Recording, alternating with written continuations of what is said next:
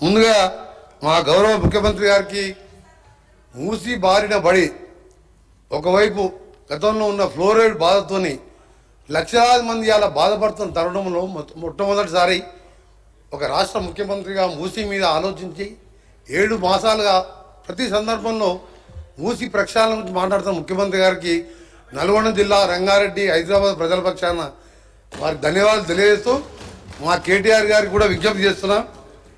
మనం ఎవరో ఆలోచించలే, మేము బాధపడ్డాం.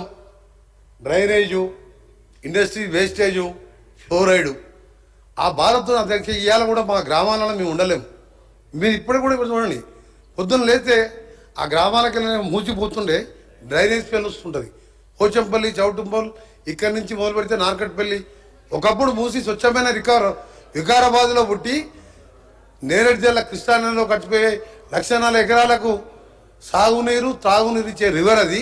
ఇలా పొల్యూషన్తో లక్షలాది మంది రోగాల బాధపడుతుంది. అందుకని గౌరవ సభ్యులకు చెప్తున్నా, మీరు దాని మీద 20,000 కోటి 30,000 కోట్లైనా సరే సహకరించండి. దాన్ని వేరే విధంగా అర్థం చేసుకోవద్దని మీరు ఒక నల్గొండ జిల్లా మూసితో పాటు ఫ్లోరైడ్ బాధితుగా మీకు విజ్ఞప్తి చేస్తున్నాం. దీన్ని రాజకీయాలు జోడించకండి. ఎన్ని వేల కోట్లైనా సరే మూసి ప్రక్షాళనకు సహకరించమని విజ్ఞప్తి చేస్తున్నాం.